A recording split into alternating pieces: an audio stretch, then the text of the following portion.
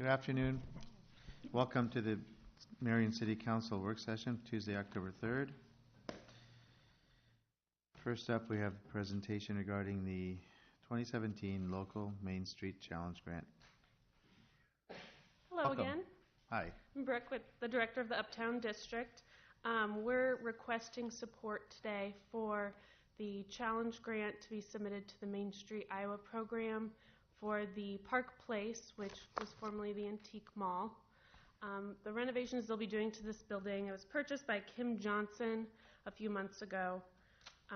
They plan to turn the upper floor into 3 high-end apartments, and they had hoped to maintain the tenants in the main spaces, but that didn't work out, so they're looking for some new tenants for it in the meantime. Their goal is to maintain all the historic features that are still present within the building, but they also wanted to help our goal and the city's goal of increasing that housing need within our district. So that's kind of the gist of the project. Are there any questions? Questions? What's downstairs, did you say? So the basement was just being used as... Main floor. Oh, the main floor. The main floor will be broken up into multiple retail spaces if she gets multiple tenants. If she has someone come in that wants the whole space, she's willing to rent the whole thing out. It's currently all vacant. It is currently all vacant, yes. Okay. And so the application is for a grant Yes. to Main Street, Iowa, Iowa. to assist with the renovation of the restoration of the building or renovation of the upstairs apartments, or what is it? Yep, the renovation of the upstairs, Okay. and then some aspects of the historic preservation. Okay. So what are you asking for from the city then? Just a resolution of support. Just supporting the application, just saying we support this? Correct. Okay. Any questions for Brooke? They're going to save the grand stairway, I hope. Ask her. Yes. Some of the features that they plan to save are the original tile work for the hotel that used to be on the upper stories that is in the back retail space along 11th Street, so where Threaded Curio formerly was. There's some beautiful tile work back there they're going to clean up and make more prevalent. The back stairwell will be the staircase to the apartments and then to the rooftop where they'll have a bee apiary. Will they have a what? Like a bee, where they have bees Oh, and really? make honey. Oh, okay. On the roof? How much? How much are you asking for? The grant that we're requesting is $75,000. But Right, the same no amount? financial commitment from the city. Correct. There's a match, equal match from the applicant, which will be Kim Johnson. We're Okay. working with. So, okay. Yep. The building owner has to put in $75,000. They would get a grant. Oh, If they not- get yeah. awarded the grant, they get We $75,000. would get. Correct. Okay. Okay, so, but that's from the grant, not from the city. Right. There's no money from the city. That's what I wanted to hear. Thank you very much. Yep. Okay. Other questions? And just a little history. We've received 4 challenge grants now. Three challenge grants now. The Memorial Hall was our first challenge grant. The Coben Hervey building that we'll be having a ribbon cutting next week that you've all been invited to. That is our most recently finished challenge grant. And then the Brick Alley Pub was another challenge grant that we received from the state. And that's all through the partnership with Main Street, Iowa. Correct. So it's been a great partnership Mhm. for the city. Okay. All right. No questions. Thank you. Thank you. Thanks.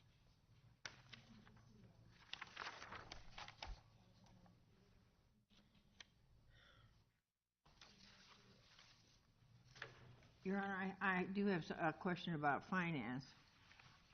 In going through the bills paid, I noticed that Farmer State Bank has always a great number of checks written. And my question is, how many credit cards are there actually out that are carried by city employees? And secondly, I would like to see a more definitive explanation of what these bills are, because I see, registration, okay, for what? transportation, for what? And if I'm going to be approving these bills, and sometimes they run into, one month it was $14,000, it just seems a bit costly. But I would like to know how many credit cards are out, and are they being used judiciously or at a whim? I assume there are guidelines and rules on how to, There is guidelines when and they're rules used. out there, and I can assure you they're not used at a whim, Mary Lou. I think your mic, is the mic on? Yeah, the mic's on. I can get the exact number of credit cards. Some departments, for example, my department only has one. There is departments that have more than one. They use them for travel mostly, but they do use them for other purchases, like we use ours for background checks and things through the finance department.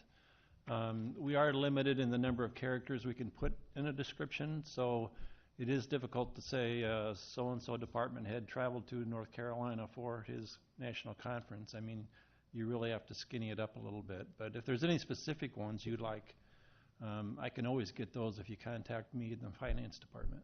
Well, I'd like to see exactly what is being spent or what is being paid for at Farmer State Bank, because this is by credit card, and you just can't follow credit cards that carefully. We do in the finance department. You're always welcome to stop in. Oh, but I mean, sitting a long time. Okay, thank you. But I can get you the number of credit cards. Yeah, that would be a start.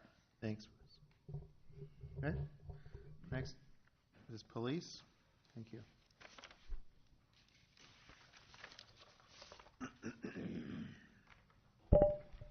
Good afternoon, Mayor, members of the City Council.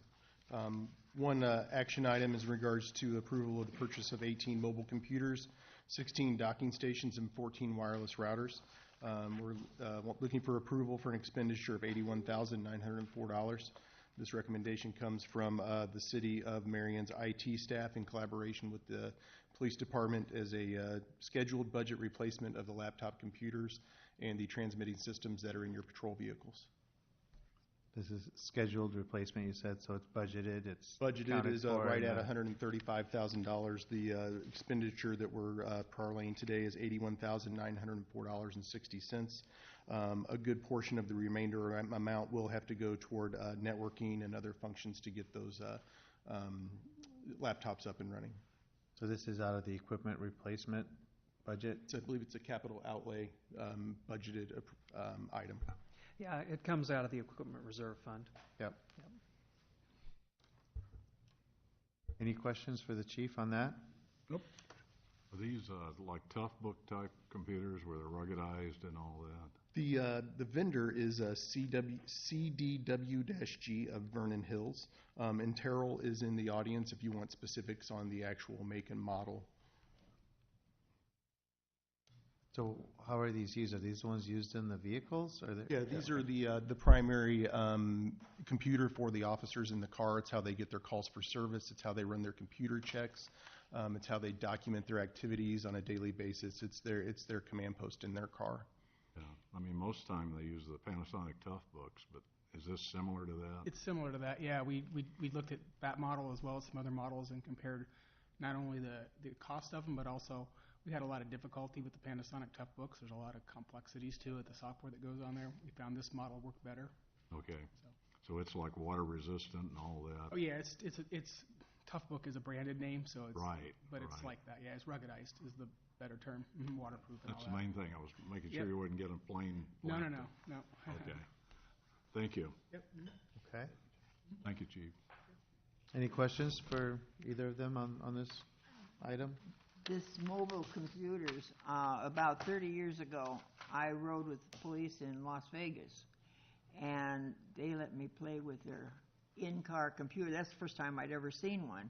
And we were finding stolen cars all over the place just because, and it was a good experience. So I was very happy when we got them here.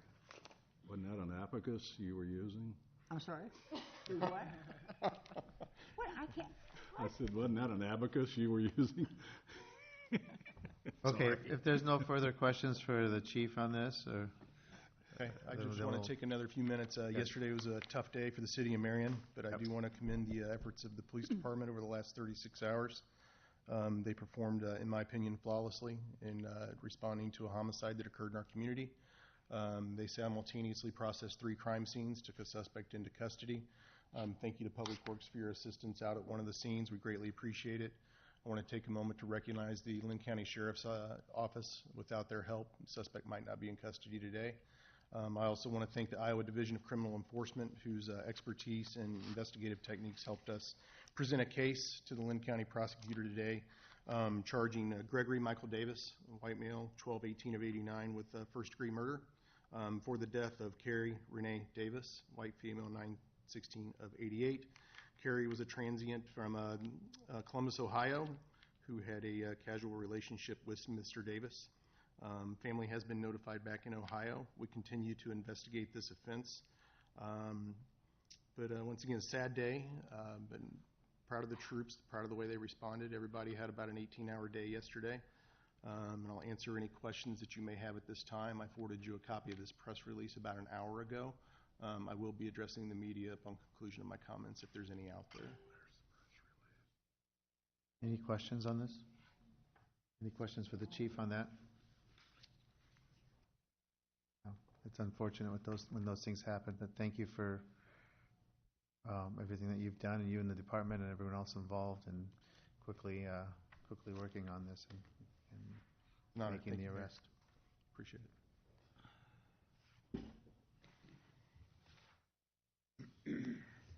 Your Honor, Oh, yes, chief. the next 2 items under police and fire are not starred, but I would like to comment. Please go ahead. Okay, number 2 is just a renewal of the contract with U.S. Cellular. That's the tower that stands at Station 1 at 608th Avenue.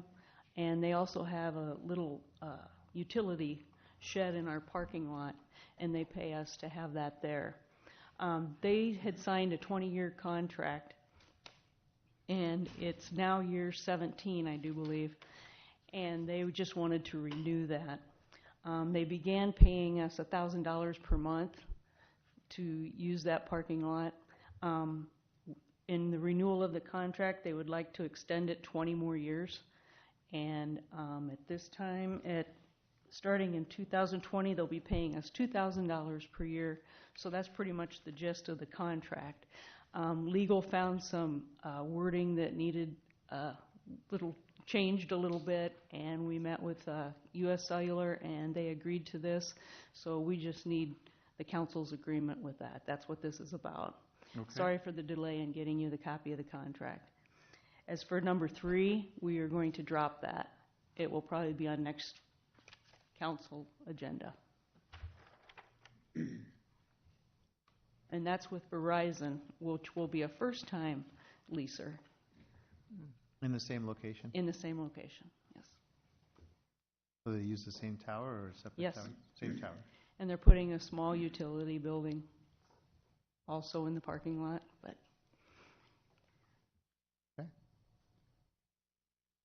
Any questions on either of those items? That's a good use of the parking.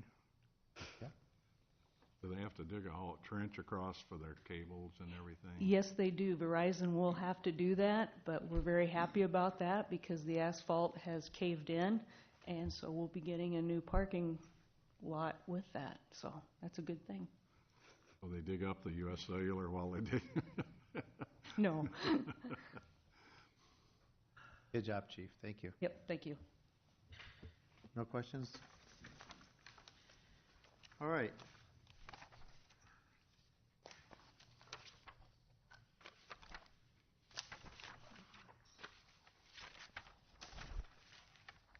So are we on to engineering? Nothing under parks? Unless the council had any questions regarding the replacement tractor, I did not have anything starred, but I could brief the council on that if they would like. That'd be good. Excuse me. We had an incident within the department where we had a rollover with a 2014 tractor that had a loader bucket on it. The operator was moving material, and then the tractor rolled over on an incline on a ball diamond that we were resurfacing. It's a 2014 tractor. Value at the time was $65,000. Cab alone to replace the cab would be $45,000. So with other repair, yes. And the biggest reason for the cab, if you would look at the tractor, it looked like limited damage to it, but we could not get the rollover protection system warranted afterwards. No one would guarantee that afterwards, so that was the reason for the full cab replacement. The cab would actually come from Italy, where the tractors are manufactured. So with that said, and the other repairs, their insurance provider, they deemed it a total loss. The good thing is that we have replacement value on our insurance. So with that said, insurance provided $81,000 of the overall $81,500 in the cost of the replacement tractor. No injury, Mike.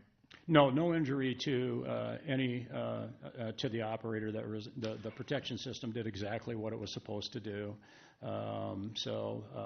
Unfortunate incident to have.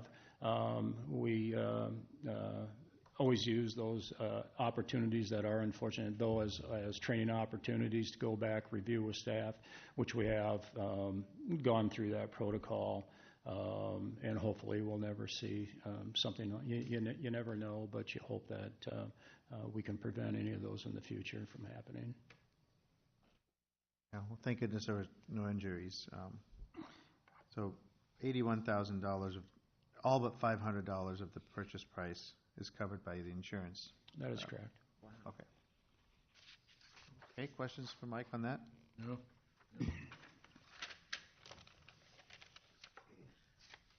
Okay. Oh, you have a question? Well, not about the tractor, but who's in charge of Swamp Fox now? Well, Swamp Fox is put together by committee. Patty Weiss is the chair of the Swamp Fox I know she's committee. on the park board, but... Well, she's also on the park board, but she is also the chair of the Swamp Fox committee. Well, what I'm curious about is, what was the budget for Swamp Fox?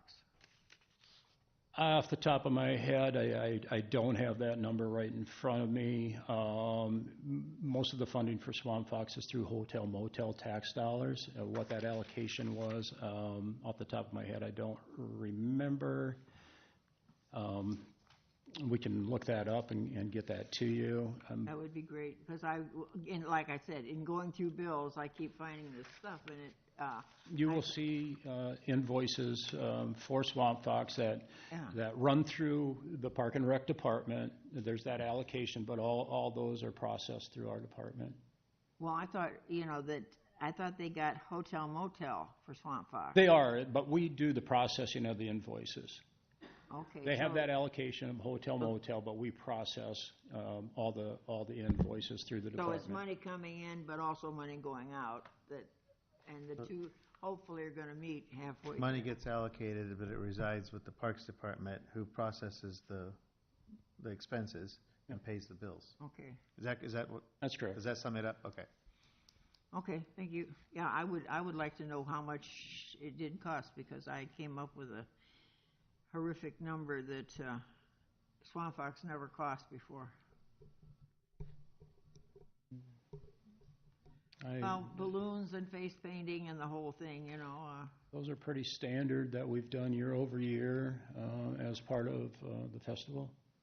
So I see all those invoices. I sign off on all the invoices as we process those. I did not see anything this year that looked out of line to me at all. Okay. I'm on that committee, Mary Lou. I'm sorry? I'm on that committee for the Swamp Well, Fox. it figures. It's run about the same. I mean, I've been on it 6 years maybe now, and it's the same price it's been for the last 6 years. The budget's been about the same? Yeah. And a lot of the money for Swamp Fox comes from donations. Okay. Well, that's... Donations, sale the buttons. The fact hotel, that motel. there are, the bills are printed in the Marion Times, and people ask questions, you know, how come, how come? And, Sure. and I don't have answers for them, so. It looks like the award amount for Swamp Fox for the current fiscal year was $4,500 out of hotel motel. $4,500. $4,500. Which was used for fireworks. Okay, well, because it was, the bills that were printed were over 11,000, so, Costs more than that to do the whole thing. well, That was just, the 4,500 is hotel motel yeah. allocation. Then they have the fundraising that goes along with that. Okay, well, I guess I would need to know, Yes. well, If I could, Mike. I'd be more than happy to supply the whole breakout in That would detail. be We can, great. I can pull last year's for you, that'll show the overall budget with the donations, with the allocation of hotel motel. Then also, we'll have the report for this year, so you can compare the two. that would, I don't know how many of you all get phone calls asking, you know, what about this? But for some reason, I do. Maybe it's because I'm at home. I don't know. Okay. Is that something you can do, Mike? Absolutely. Okay. Thanks. Thank you. Thank you. All right. No questions, no further questions for parks. Then we have engineering next. Thank you, Your Honor.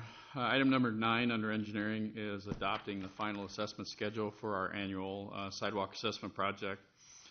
We did do 29th Street north of 10th Avenue on the east side. Within your packet, that schedule should be in there. The final assessments, which are required by law to be less than the preliminary assessments, as you can see, they were significantly below the original estimates. So we are good to go ahead. These will be assessed against the property owners for their portion of the sidewalk installation. So, Okay, questions? Yeah, of course I do. Go ahead. It was always the policy prior that a person could make arrangements to have their own sidewalk done, that they did not have to have the city. Is that still in effect? we always offer that with the initial letter that goes out. Okay, so that all they have to do is call the city and say, I'm having such and such a contractor come in and do my sidewalk, or what? Yeah, we follow along with them to make sure that they follow through and that they provide the documentation we need. And that it's the. But yes, we the- do allow it every year. They the cannot do amount it of concrete. themselves Okay. because they're not bonded and insured. Okay, well, these people were just under the impression that they didn't have a choice, the city had to do it, so. No, we always offer in at least the first letter that they can do it themselves. And Well, we it make was it pretty. probably a case of misunderstanding, so. Yeah. Okay, thank you. Well, good. I'm glad we cleared that up then. I got a question for Sir. number 10. Dan, on number 10, the stormwater public hearing, you're not going to do that Thursday, are you? No, we're just setting the public hearing for the next meeting. At that time, we'll have a full report on needs and past projects and so forth. We just need to get to setting the hearing on for this you week. had the report in the stormwater report. Is that something different coming out? We do. What you received, I think, a hard copy of the stormwater report. Was that handed out? Each September, we have to submit to the state a report, which you can see is fairly extensive, that covers all of our departments, on what we've done to meet the requirements of our NPDES permit. Within that, Steve Cooper in my department puts that together and works with all the other department heads. It's pretty extensive. I wanted you to see it this year because of the proposed fee increase. That pays his salary and all of his programs. It provides for that whole thing that is required by the state for us to have. So, and he administrates all the permits for all the new houses, all the development, everything. That's what he does day to day. So, if you have any questions about that report, let me know. There's a lot of material in there. So, I haven't gotten to that part yet. I was trying to get through the other material first. So.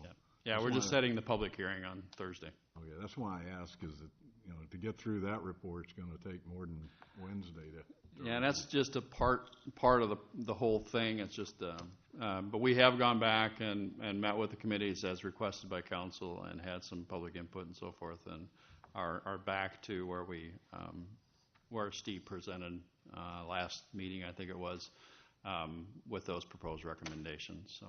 Okay, thank you. Yep.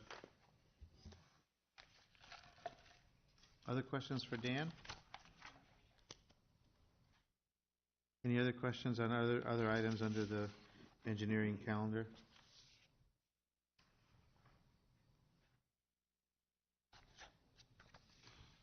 Okay. Planning, or do we want to, is it planning?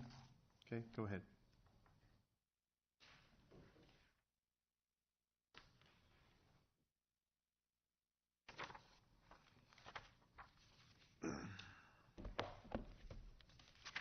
The first item that's identified is the public hearing on Thursday for the rezoning of property west of 44th Street. It's the Hennessy property for those that are familiar with the area, and a part of the city-owned property. 44th and Highway 100, Moonier Road. So this area here was recently annexed and is proposed to go from basically undesignated to A1. So there's no development proposal at this time. It's just that the area needs to maintain a zoning district classification. So we'll be proceeding with that. So it was brought into the city, and it needs to have a zoning classification. District classification. You start with the A1, and then Yep. If someone if wants there's to ever a develop proposal for it, then you'd rezone it. Absolutely. Okay. Any questions on that?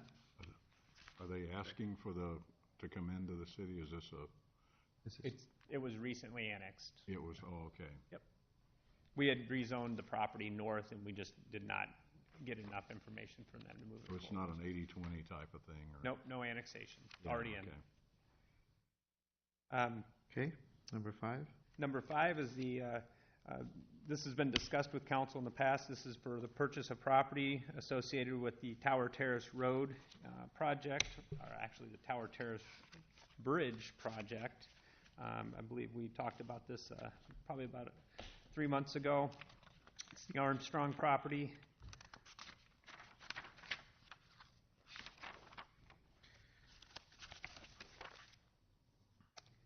It's located in Winslow Road. About 4.5 acres, so it's a pretty large tract. This map really makes it difficult to see how big it really is, but I wanted to be able to illustrate the alignment for Tower Terrace Road. So coming from the east and going west, it's about Lennon here. So the project that's underway, we'll start in spring now, I guess, to complete Tower Terrace Road to this vicinity here, which is Winslow. So this will be in starting in the spring. You'll see the construction. If you've been out there recently, I know Paul's been out there where they've cleared out the houses that we bought the Asgards owned. We're going to close on the Vaughn property, which are these 2 parcels here before November 1. So we actually own this entire tract. This strip is owned by the city. We recently bought this piece that you can't really see, but it's in here. This was the Patters property. You can see the road goes right through that property. The blue area that's hatched, not this little area, we already own that many years ago. But this hatched area is the Armstrong property. We go through the area here. The property is pretty important to the city in that when we acquire this piece, we will no longer have to maintain the bridge that goes over Indian Creek in that vicinity. If you'll recall, this is the bridge that floats every now and again when the water comes up. It's recently been embargoed. It's been flooded multiple times over the years. So once this acquisition occurs and the bridge is in, this section of Winslow Road will actually go away. So we won't have to maintain the bridge or the road or anything. So this area out here, they did come to us and ask to start the process of acquisition. In those events, we have been doing the 130% of the value. They had an appraisal done. And I believe I've shared those numbers with you in your staff report, and the proposed and the purchase price would be $253,500. So. Is that the double wide or the house? That's the double wide. Yes. Yeah. It's not a little bridge and. Yeah. It's not a standard mobile But homes, yeah. kind of a It's little- it's a little bit I don't know what that beefier little- than that, but yeah. Is that Barry's Run there, or what is that little, they got a little creek going? Oh, I don't know. It's just a little, I don't think it has a name actually, but it does flow off to the west there. I know the Patters, and they kind of use it to cross. If you notice, this property wraps around the house, so. Right. What was the assessed valuation of that property? The assessed or the appraised? Well, what is it that you take the 130% of? 195,000. Okay. And at a prior meeting, you said that there was no written policy insofar as this 130%, and I think maybe that would be a good idea to have so that it is set in stone, as it were. Because if it's just a verbal type thing, oh, we always agreed on it. Well, no, we just can't always agree on it. So I think it would be a wise idea to have an ordinance on that. Yeah, we've been, I think we've presented several properties to the council in this regard. And Right, but there is no written policy, and that's what I'm saying. No, I don't disagree with you. For this, when you're dealing with that much of a percentage, I think you do need a written policy. A very well-maintained piece of property that they've created over a period of time. Yep. And it's a voluntary acquisition, so there won't be any relocation assistance or any of that involved in this parcel. So I have indicated, obviously the council can tell me if I'm incorrect, but there's no immediate need for them to remove themselves from the property. They do want to get out, but if we move forward and acquire the property and provide them the opportunity to stay there for a little bit until they get a property, I would let the council know what that, but it's generally not much longer than a couple weeks or something like that. So, but they are actively seeking a new place. So, any questions? This is the last piece associated with the Tower Terrace Road area, so I'm going to hand it to Dan. The Vaughn, we haven't actually closed on the Vaughn We Farms haven't piece. closed on the Vaughn, but we have a purchase agreement, so. Yeah. This will do it. Yeah. And we haven't closed on it yet, so yeah, we're getting close. I can hand it to Dan. How's that? That's better. Any other questions? Okay, on that? questions for Tom?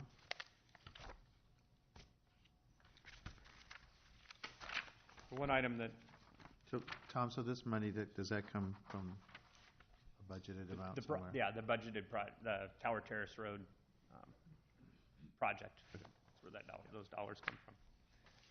I would like to point out that number 7, this is a motion to reconsider the vote taken at the last meeting regarding the adoption of Ordinance 1718, or I'm sorry, amending Ordinance 1314, but it was Ordinance 1718. That's pretty ironic, to be honest. But anyway, so that's the Tower Terrace Road hours of operation ordinance. So if someone chooses to bring that back up for reconsideration that was not here or voted on the prevailing side, that can be reconsidered at the next meeting. Mr. Draper asked that to be added to the agenda, so you'll see the next item does allow for that ordinance to be reread on Thursday.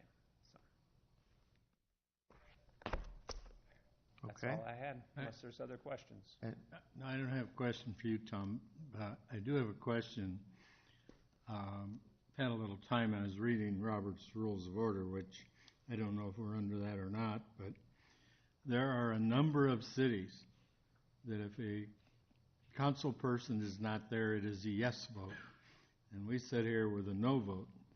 And I've asked before, because I don't believe personally that Robert's Rules of Order is the proper order for a city council. I think it's designed for much larger legislatures and what have you. And I would ask again, and maybe you could have some time in legal to review rules of order so we can hit upon something that's consistent and works.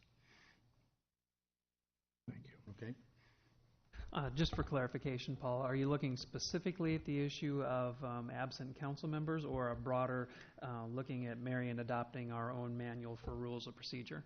Well, yeah, no, I'm not, the absence of me not being here brought it up, Lon, but we need a broader than that. I'm not sure that I could ever find where we're under Robert's Rules of Order. So basically, right now, we have no rules of order. We kind of make them up as we go along. And certainly that there's other rules of order that we could adopt that would be more suitable, and we have the right to change them, but would be more suitable for a small body, legislative body, instead of a set of rules that have been set aside for state legislators and things of that nature. So I'm just asking, Lon, that we redesign, see if we can find another rule of order, and then if we have to amend it to where we want it, we'll do it that way under home rule. Yeah, I just was seeking clarification whether you wanted to address just that one issue or whether it was the broader question. So that's what we needed to know. However, if it spells it out, which I got the impression from the interview that was done with Lon, that it was in the Iowa Code insofar as the whatever a person is absent, then it counts as a no vote. That's what I got the impression from that interview. What Don had said in the past, when this issue had come up before, is that it wasn't technically considered as if that council member had been present and counted a no vote, but that them not being here to vote in the affirmative had the same practical impact. In other words, there were not 4 yes votes cast, so the motion, or not the motion, but the ordinance, amendment, or resolution would fail because you had to have 4 yes votes. So in that case, it wasn't that in the minutes or something like that that you would record an absent council member as having cast a no vote, but they weren't there to vote for it.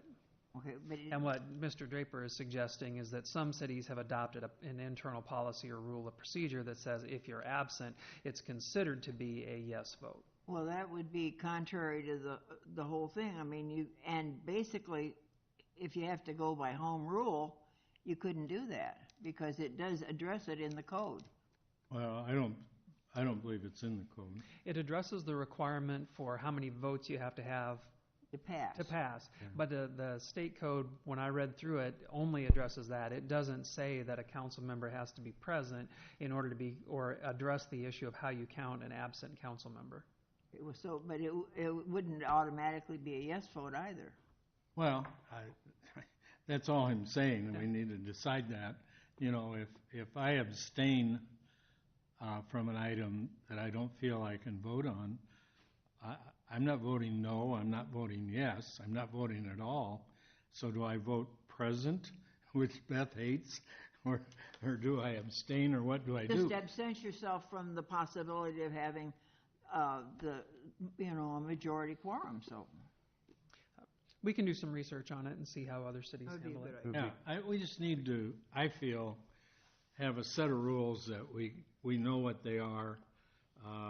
I've objected strenuously at times about changing something on the second or third reading, and Robert's Rules of Order will allow you to change words but not sentence and paragraphs. So what is the right thing to do? The right thing to do, I feel, is for us to create our own rules of order, which is something I think we need. But have it written down so we know what the procedure is. Bingo. Gotcha. Thank you. I think a more immediate question, though, is on the motion to reconsider, number 7. Is that a majority vote, or is that more than a majority vote to be able to reconsider? Can you just let us know by the meeting? Okay. Thank you. No further questions on under planning? Okay. Administration. Needed to do a briefing on the next stage for the CIP, now that we've had additional public input on it and taken input from the City Council. One clarification I did want to make for the Council is in regards to a motion that's on or a resolution that's on the agenda for consideration for you later on here. One of the things that we discussed with the CIP was making a recommendation to the Park Board that we use unallocated bond funds for the swimming pool repairs and the skate park. There are still quite a few pieces of that project that have yet to be bid. The Park Board had indicated that they would like to reserve it for the Lau Park South End project.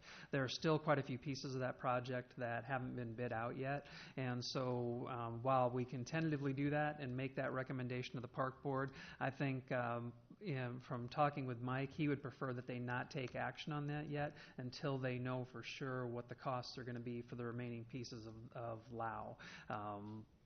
And at this point, we have an amount in there for the swimming pool repairs. That hasn't been formally estimated yet as well. So just want you to be aware that that piece might be a little bit fluid, even though we're going to be making a recommendation to the Park Board. They may come back with a bit more cautious approach on that. And then with that, I was going to turn this one over to Amanda and Leanne. So we just kind of wanted to turn it back over to council to ask you if you wanted to make any additional amendments on your prioritization before we came back to you with a final proposal for potential funding plans for the next 5 years. So we did give you 2 packets in your council packet. One of them was your top priorities, and then the second list was those that were still priorities but were lower priorities or priorities for you in later years. The latter then would not be something that we would be looking at potential funding sources between now and 2023. So our question now to you all, is there anything on this list, the shorter list, that you do think is a priority in the next 5 years that you want to bring forward for us to potentially match up funding for? I would also note that there was a letter received from that was jointly offered by Medco, the Chamber of Commerce, and Uptown, asking that the City Council place a higher prioritization on the wayfinding project. Was distributed today. Everyone got the letter? Mm-hmm.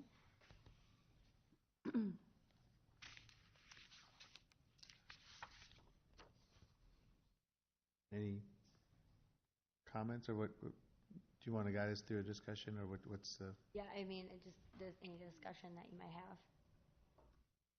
I know not all council members were present at the last meeting.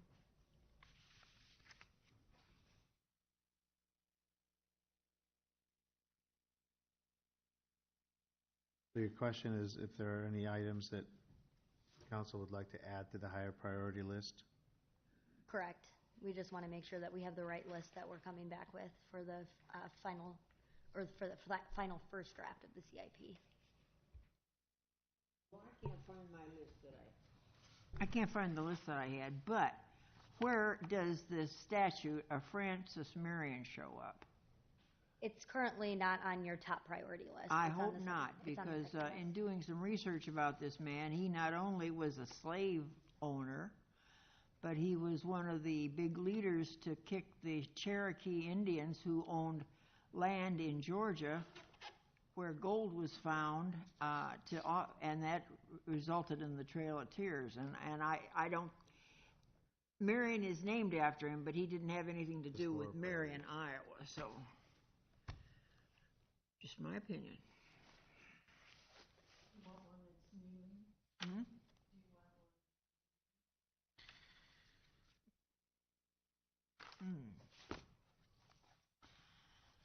If you work this backwards, Amanda, and go to some of the items that are now listed on low priority, I think we should maybe give some of the departments an opportunity to try to rescue out of those what they think is really important, so we know. I mean, you know, there's a lot of items, you know, I look at something that's been important to me for years is tying 10th and 11th Street together.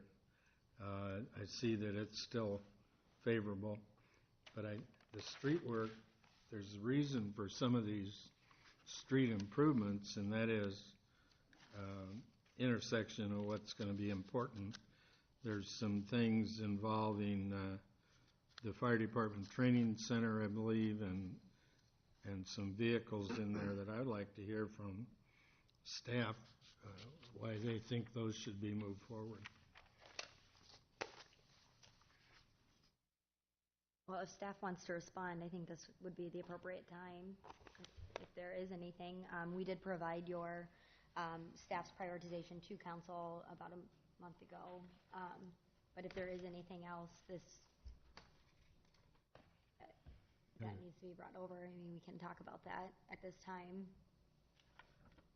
There's any number of items that affects parks that have fallen to the lower thing, and some of those are more important than some of the others, Mike. And again, one of the process, if I could, you know, we have the local option sales tax dollars, so there's a lot of the projects that fall into a lower category that actually have dedicated funding to them. So I just think it's important that everybody understands that as we laid out the 10-year loss program, that there are several of those park projects that do have dedicated funding to them.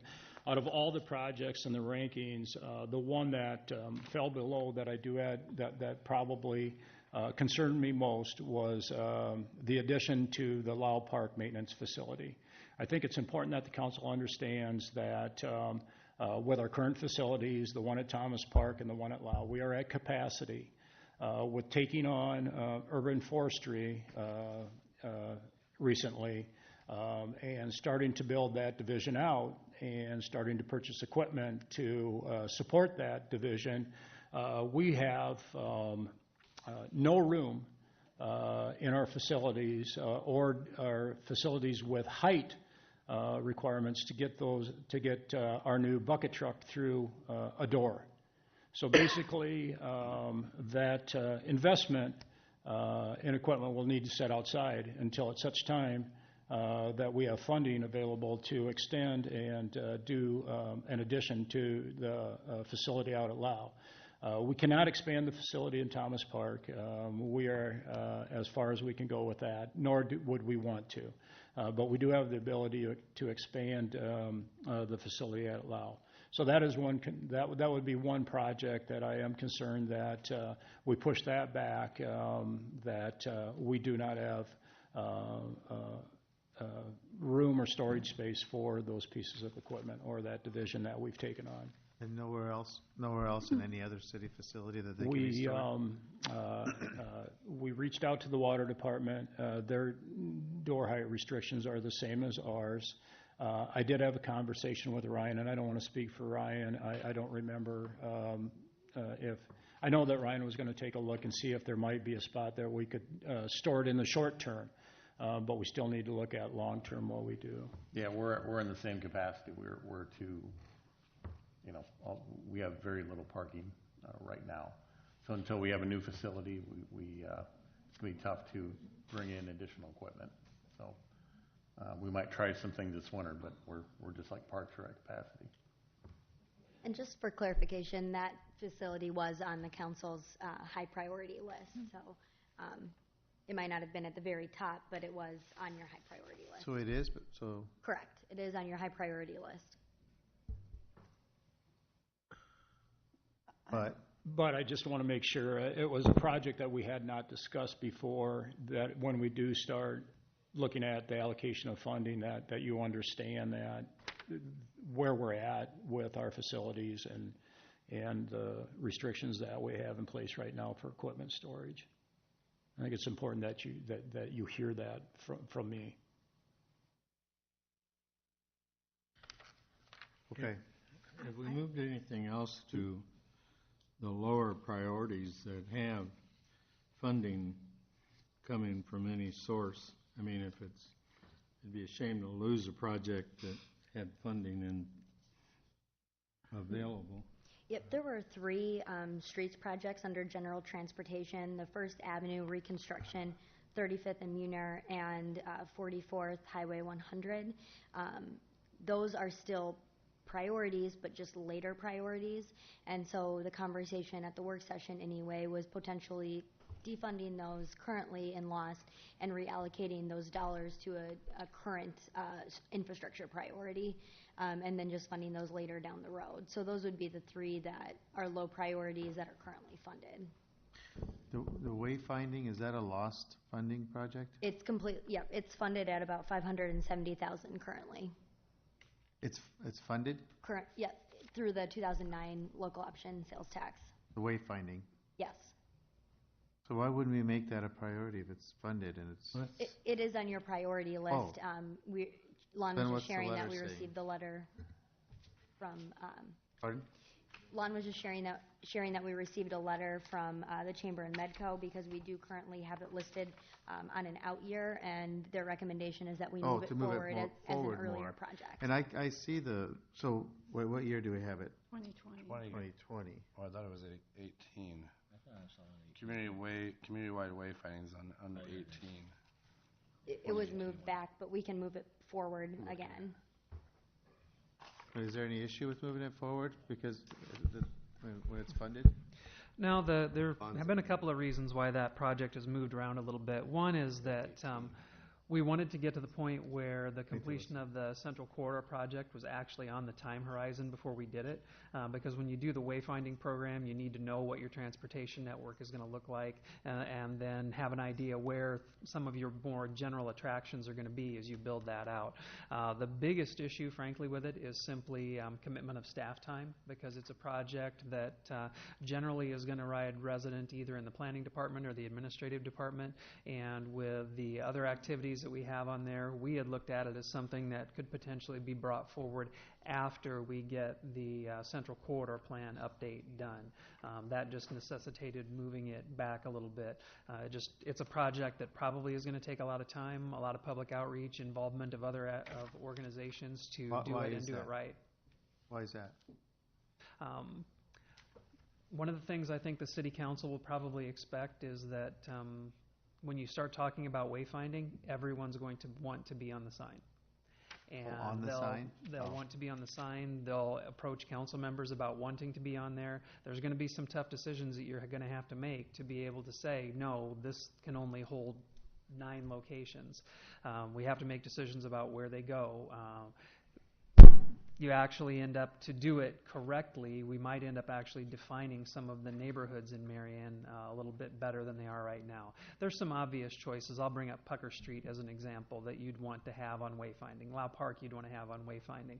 But how extensive do you really get with it? Do you point everyone to Ezra Park, for example, and those types of attractions? How does it integrate with the trail system? Cedar Rapids has been working on a wayfinding program for 1.5 years. It's not a small undertaking. And once you get the basic framework of it done, then you actually have to build it. That includes entryway features? Right. Entryway features, signage throughout the community. But don't the entryway features have to be designed into the infrastructure that, as you're designing, the corridor, 6th Avenue, whatever? And normally what we've been doing with those is we've been reserving space to have signage or things like that. That's why there's nothing in the roundabouts on the 7th Avenue and 6th Avenue corridor right now. We figured that would come along later, either as a thematic project or as a special project, to make sure that they were all coordinated together.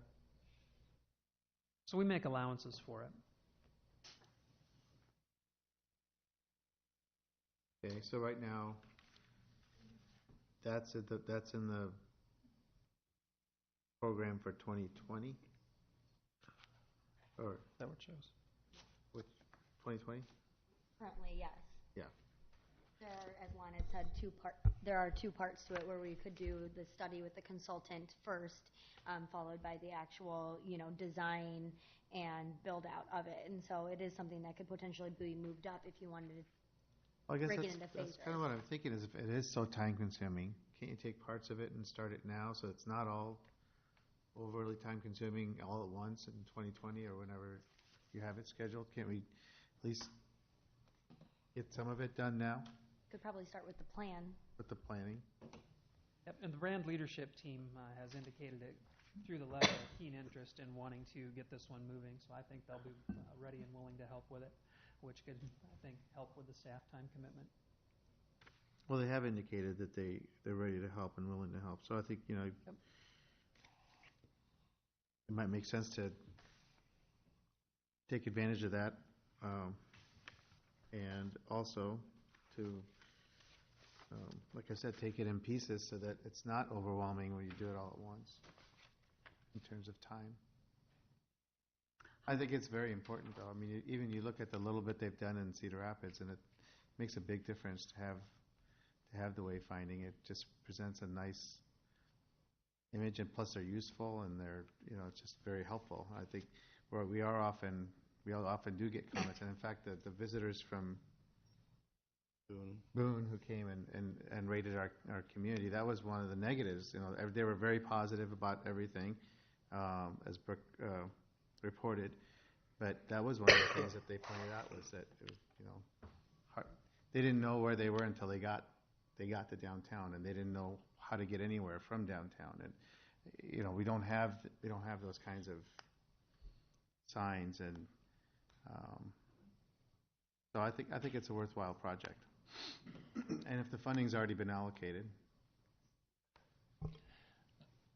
I just had a question. If you start, it now with a study, how long do you think it would take to complete the whole wayfinding? Cedar Rapids has been working on theirs for a year and a half and counting, so So it could be 2020 before it gets... Yeah, we would probably be looking at a year and a half to 2 years.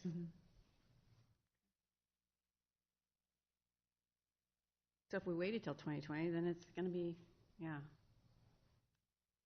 way out there. Was the prioritization having it in 2020, was that to start the RFQ process, is what in your mind was, to start it then? Or were you thinking of the actual bricks and mortar and doing all that signage would happen then? I don't think we'd gotten that far with it. Okay. I would say, too, I mean, this is a project that was in the original 2009 to 2014 local option sales tax spending plan, so it was fully funded out of there. But I think part of the reason maybe why it didn't rank so highly is I don't know that there were not very many of you were on the council when that project was first contemplated, so I don't know that we've necessarily done the best job of keeping it in front of you as a pending project either. Do we have any idea what the cost to have a consultant come on board and to help work through that process? Anything that we could tell you right now would probably be a placeholder, but since CR is doing one, we can reach out and see what, granted, there'll be a little bit of a scalability issue there, so ours should cost less, but we'll see what their contract is.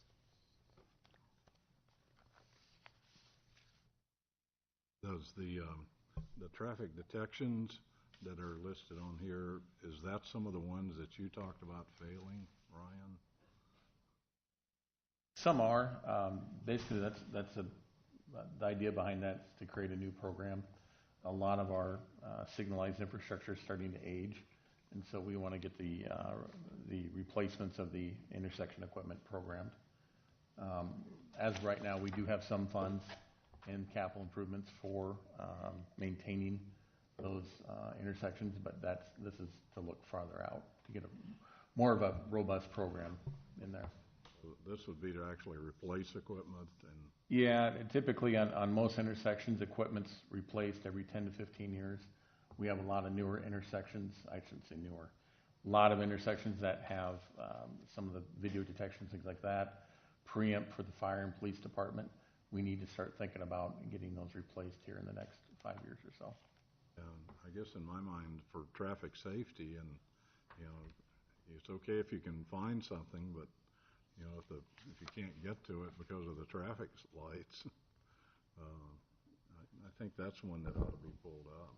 I mean, that's infrastructure to me.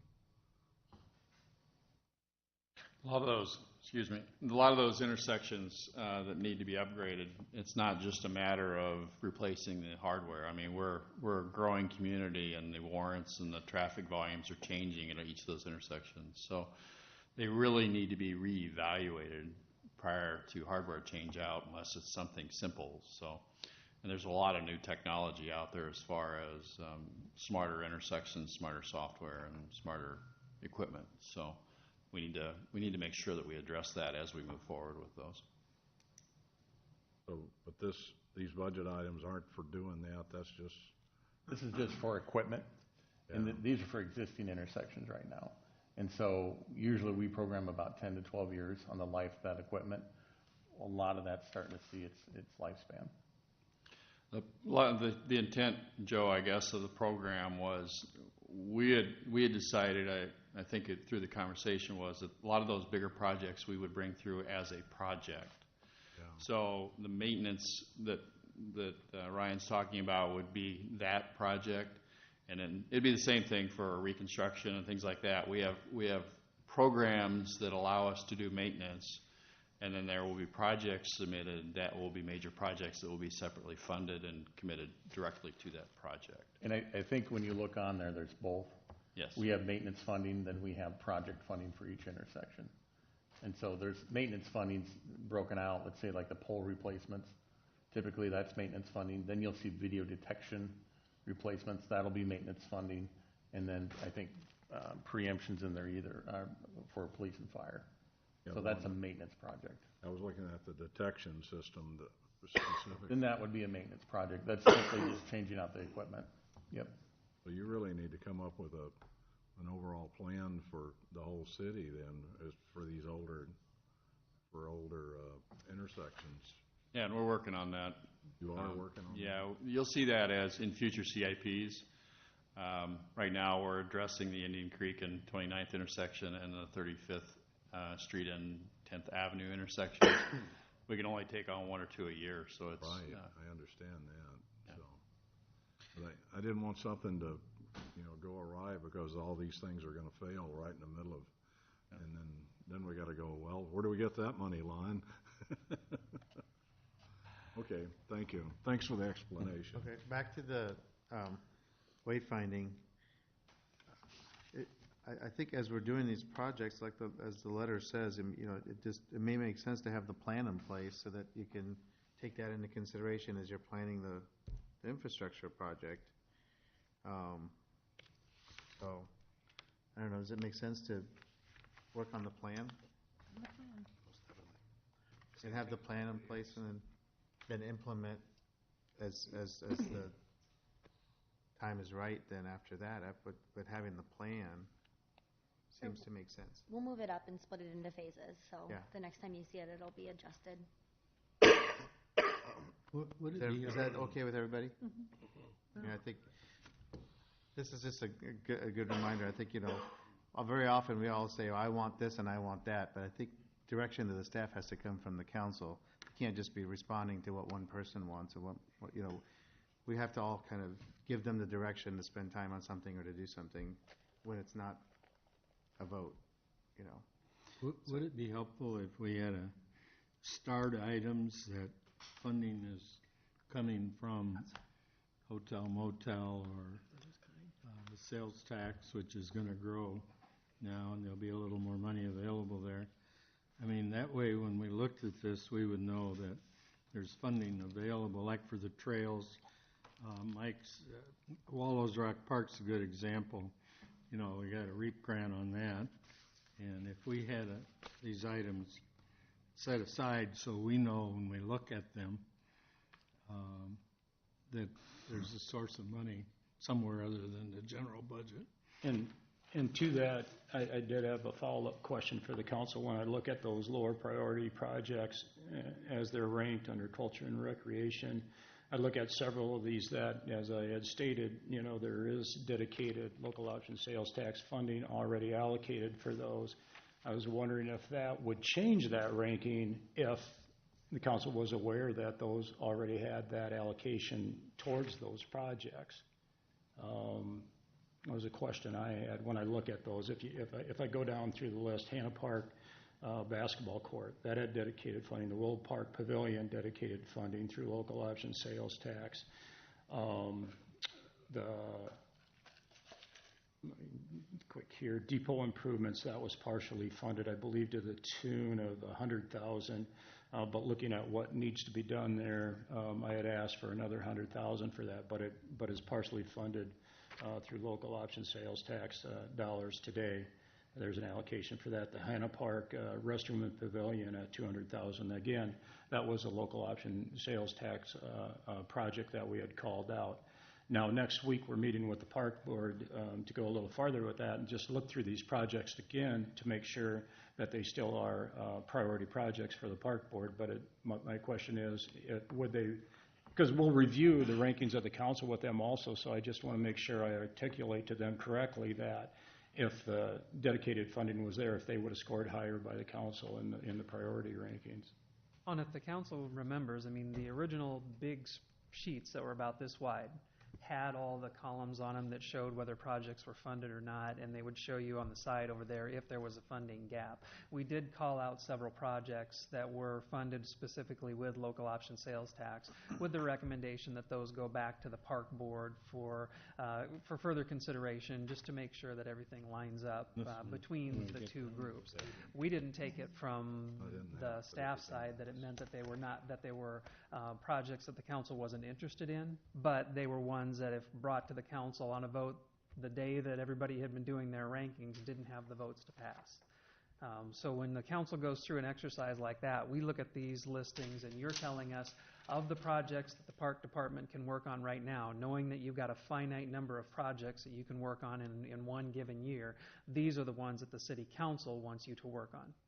Doesn't mean that the other ones are not priorities and they won't remain priorities of the park board, but that is taking direction from the council, because ultimately you're the one that writes the checks. And so, you know, the park board is kind of unique. Parks board and library board have discretion in how their budget is spent and what projects they're going to work on. So that becomes a matter of them looking down through that list of priorities and coming to you and saying, hey, look, when we put our work plan together with the staff, we'd rather work on this one first. And I think the council would take that under consideration because Mike and the park board know what they can handle in any given fiscal year. I think that makes sense. I mean, I personally would give deference to what they say they can handle and should be worked on, you know, assuming the funding works out, that it's funded and all that. So the next time we come back then to council with the CIP, we will already have had that conversation with the Parks Board and we'll provide you that feedback that was collected, especially as it relates to the lower priority lost funded projects. Yep. So would you say if you have something that's partially funded, that is a priority?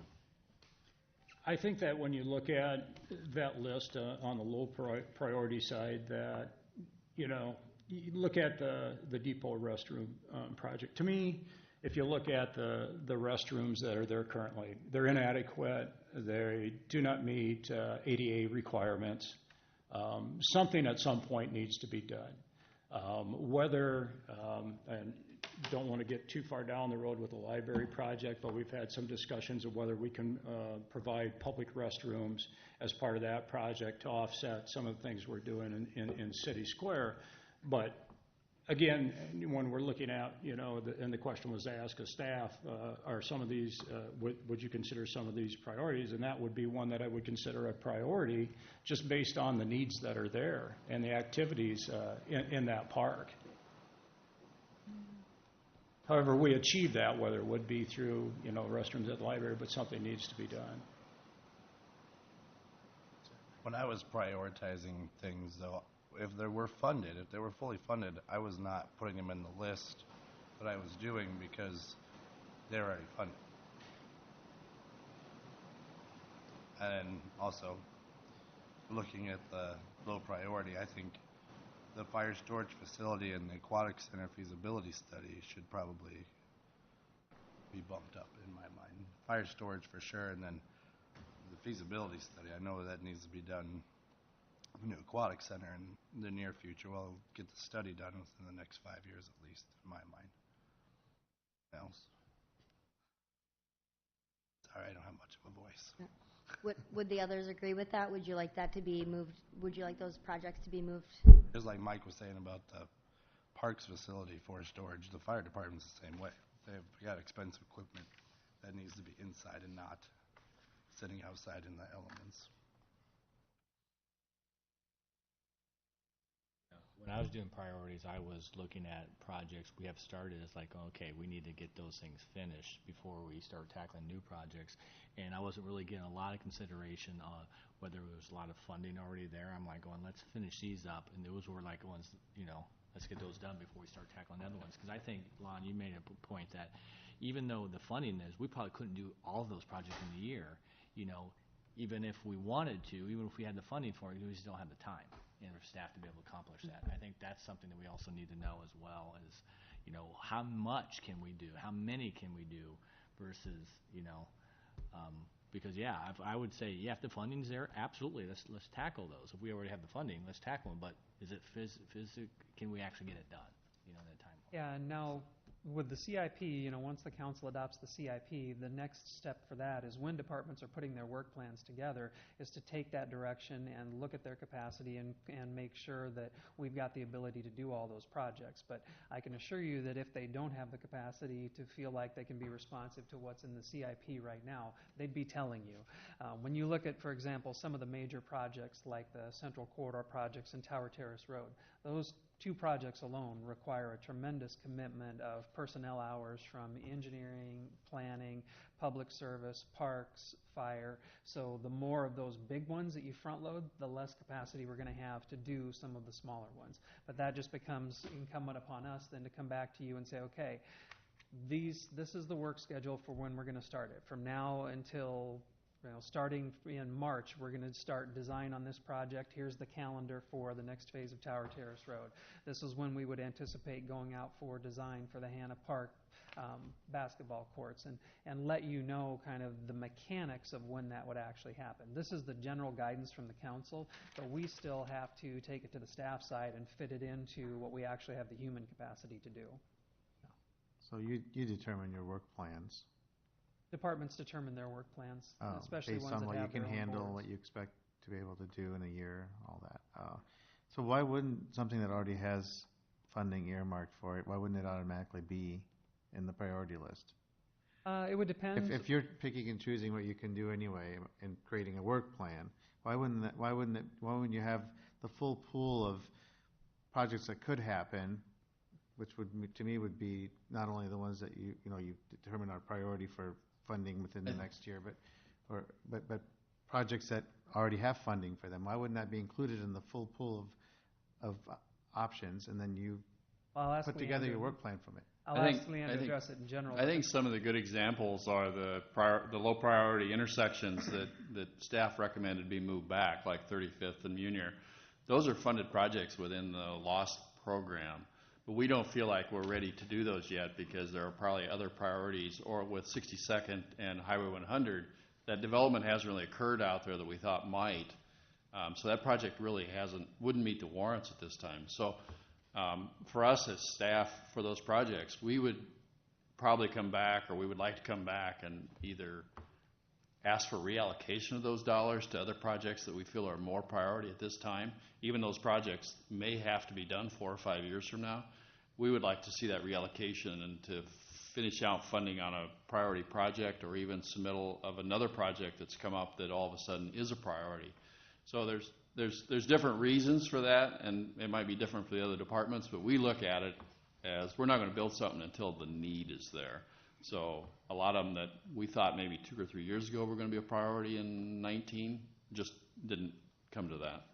And the other thing is that sometimes there's a logical sequence to when projects need to be done. For example, and I'll just use a fictitious one, but if the Parks Department was putting a new trail extension in Hannah Park that needed to happen before they could build the basketball courts, well, the trail project would need to be done first, which would mean then that the other project might slide back a fiscal year because logically it would happen next. So some of the projects, there's just a sequence that they need to happen in.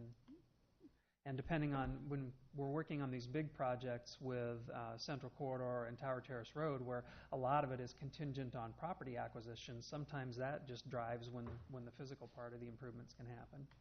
And if I could add to what both Lon and Dan are saying, when you think about funding a project, say you have Park Project A that is your highest priority but doesn't have any funding, and Park Project B is your lower priority, still a major priority though, but has funding. We need to have the flexibility to be able to move the funding from B to A. Otherwise, what we end up doing is holding on to $4 million in lost funds, but they're allocated to projects that are out in 2023, 2024, when we could be spending that money now and bonding later and saving in interest. So it's really trying to get the strategic plan in place for financing so that we're financing when we need it and not when we don't. If that makes sense.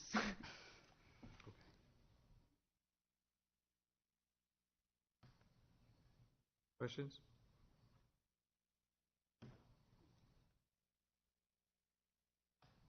So, where does that leave us? Well, so what we're going to be doing with your feedback then is putting together, what could be a potential spending plan for the next 5 years. So that would include, geo bonding, anticipated local option sales tax. Something that was discussed during the CIP work session was adding some type of fee onto utility bills and any other type of funding source like that.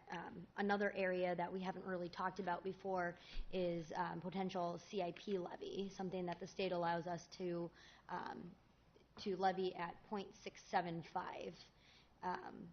That would bring us in, if we maxed it out, about $1 million a year, so about a project a year.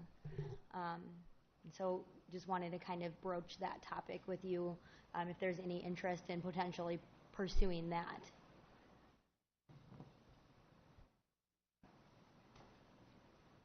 You're wanting to know now if there's voter interest? approved. Sorry, you wanting to know now if there's interest in that? If there's interest, that's something then staff can research and we could develop it. We could work that into like a proposed CIP just to show you if that were available and if that were voter approved. It could be a potential funding source. It would have to be approved by voters. Yes. Yeah. Okay. Well, I mean, more information is better. So, but Anybody for the fire station storage and aquatic center feasibility study? I had both of those down, that I thought they were priorities. Anybody else? aquatic center? Study. Feasibility Yeah. study. I'd support that.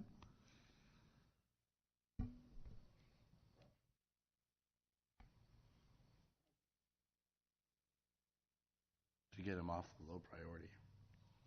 To get them into the high priority. Do you use the I personally don't. My daughter does.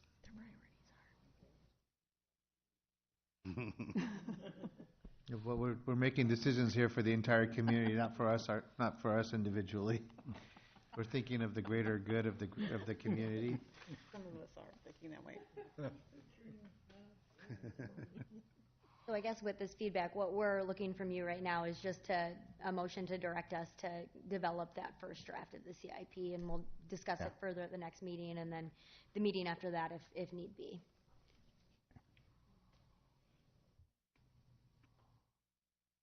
Okay? Yes. Does that take care of it? Okay?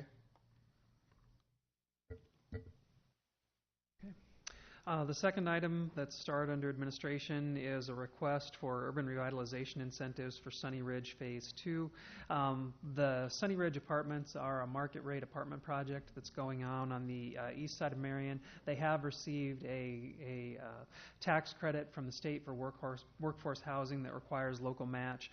The council has already approved the first phase of this project, but at the time that was going through, they did not yet own the second piece of land that the next phase will go on. They've bought the second piece of land, so what we have to do is we have to put an urban revitalization plan in place for that parcel as well. Unfortunately, they just didn't own the entire site that they were going to be working on, but it's the next extension of that project. And it comes out to the equivalent, the tax abatement that we're offering is $1,000 per unit. That's the minimum requirement for them to get the workforce housing tax credits.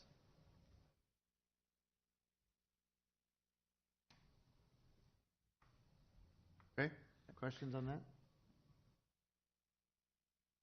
Good. Next. Yep.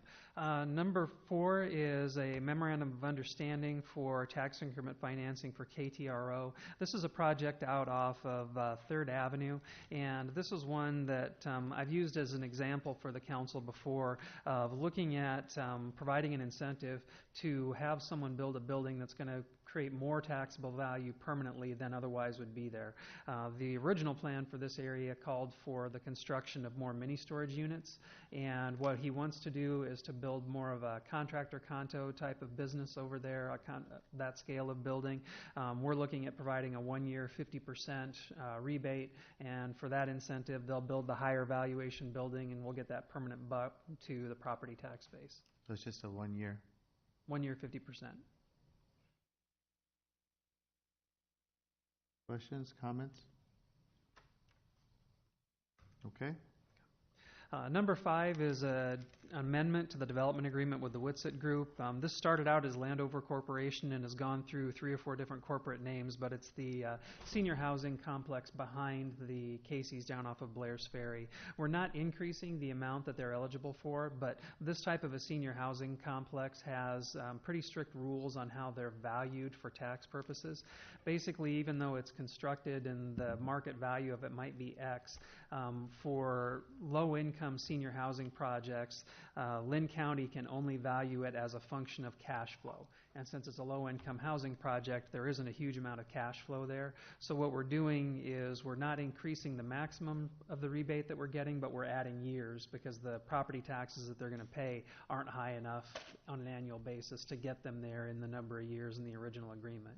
However, it's a requirement that they reach that $705,000 number, otherwise they'll be in default with the Iowa Finance Authority, which is what helped them build it. It's just stretching it out. It's just adding additional years. How many years? I think we figured 4. I believe the agreement we added 1 extra one in there just in case.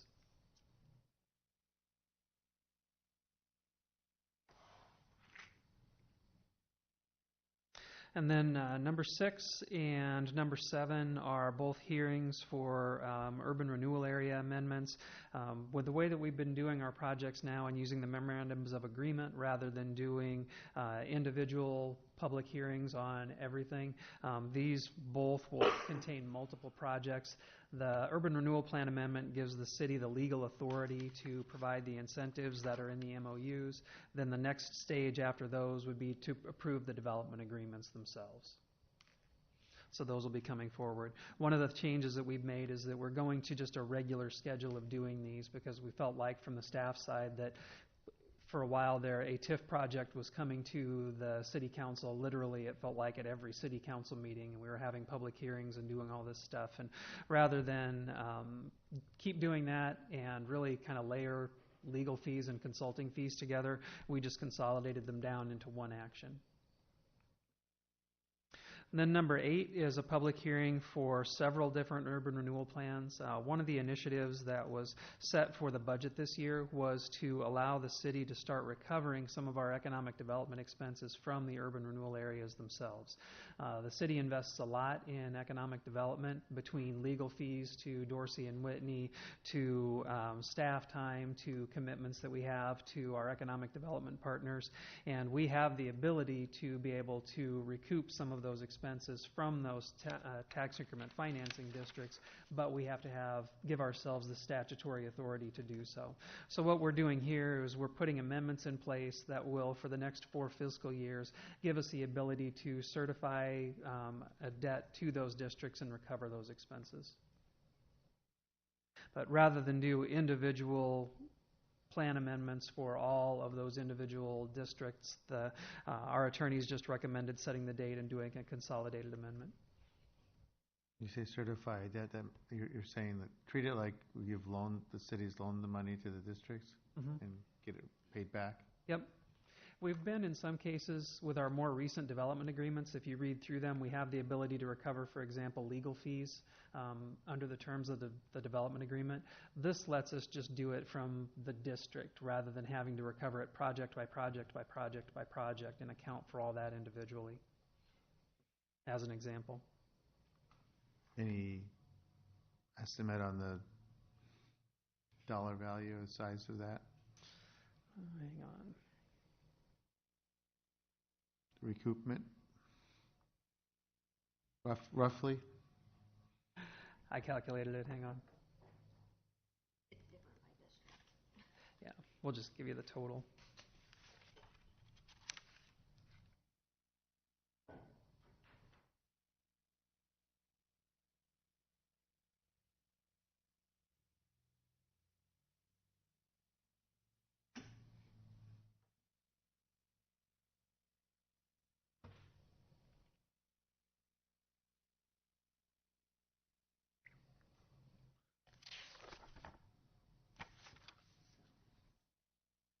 You can give it to us on Thursday also, if it's going to be a lot to try to find it. Hang on. The total that we would seek to recover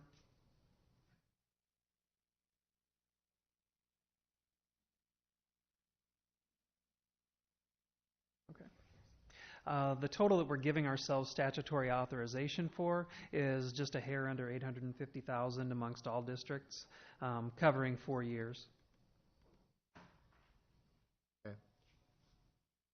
And that includes, we would not recover, that's including, for example, estimates of legal fees. So we would not recover it if we don't spend it.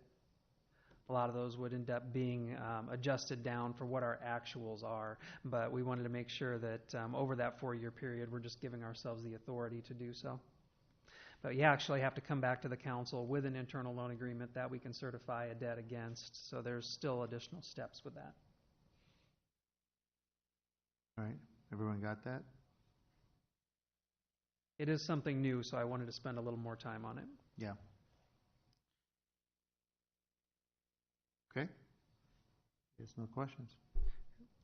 And then number 9 is just the formal resolution of support for the project that Brooke had brought to the council.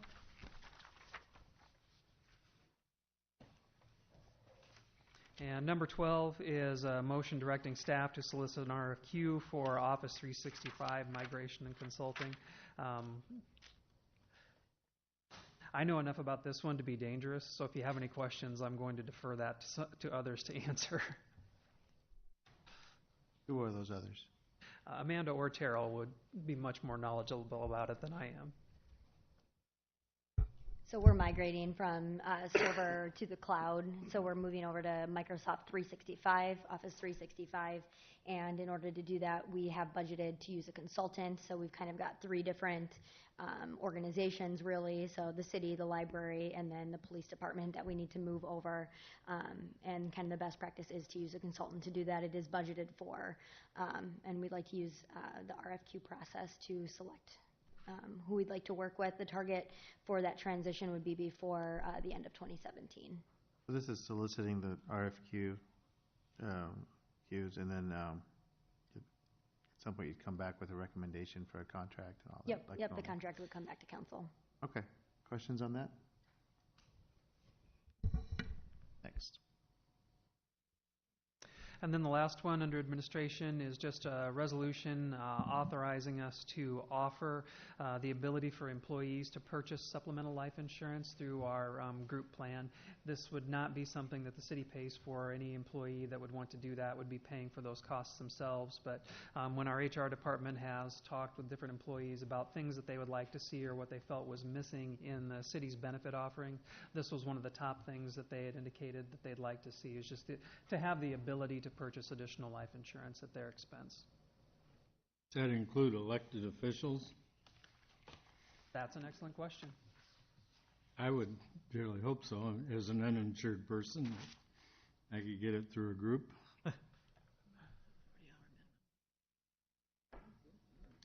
I think it requires a 40-hour minimum work week under the terms. Well, that's all right. You know, I pay, like I say, if you can't buy life insurance, if you can get it through a group, whatever it costs, it costs, you know. But I'm not the only one up there that might want to come into that. I don't know. But you said it requires a 40 hours of a 40-hour week. work week. Work week.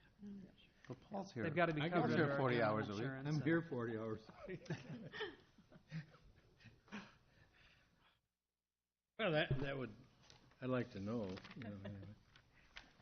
Okay, any other questions on the agenda for tonight? No, but I do have a question, once again, going back to bills and invoices. There was a check written to Bjornson Pond Management and Service diffuser and weighted tubing for Lau Park, or Lau Pond. Where is this? You're not gonna put a pond out there. There is a. There already is. Where is the pond? And Lyle, if you came in off of the new Irish Drive, there's It's not near the,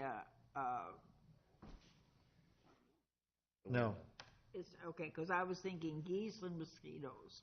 That's on the opposite side from the amphitheater. Towards Albernet Road. Oh, more toward, okay, thank you.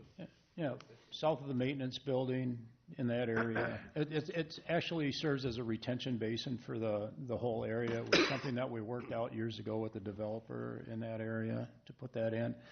But the invoice that you see from Bjornson Pond Management is basically an aeration system diffuser that goes in the pond. We already have a windmill out there, and this is just a upgraded diffuser to install in the pond.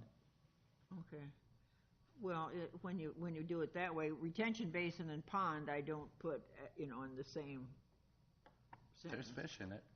We fish there. Okay. Do you fish there? Oh, yeah. Fish there with my kids. Oh. Also, I have one other thing.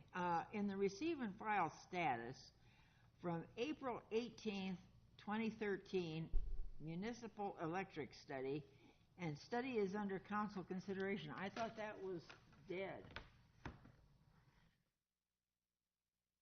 I mean, I don't understand why it's still being carried forward month after month. Yeah, we completed it but haven't done anything with it because we moved on to looking at different alternatives with the public service project. Could this be removed so that it wasn't there? Sure. I think that would be a good idea. If the council would like, we can give you an update on that. We are still looking at alternatives. It has nothing to do with the municipal electric, but there are alternatives we're looking at. Yeah, but it does not have to do with having our own electrical system. We can present to the council later on that.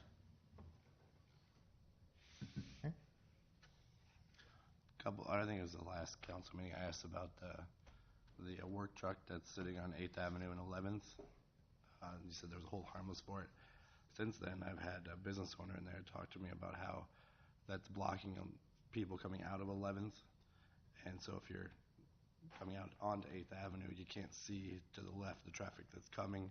And they asked if the trailer could be pushed down 8th Avenue to the west further so that you get more visibility. She says that she's heard a lot of tire screeching from people slamming on the brakes when someone's trying to come out. And for safety, it'd actually be better off on 11th, although they would. Oh, it would be. I don't know if it'd fit, If but you could move around the corner. if there's a way to get them to push it down the street so there's more visibility. Yeah, we'll ask. Thank you. And the signs are still there, right? Signs are still there. What's the plan with the signs? Were they The signs for the parking signs? once the new lot is finished where the legal services building is, any remaining spots that were dedicated off the street will be moved over to that lot. So those signs would come down? Yep. Okay. Questions? Anything else? Since we asked about it, what's the time frame on that lot?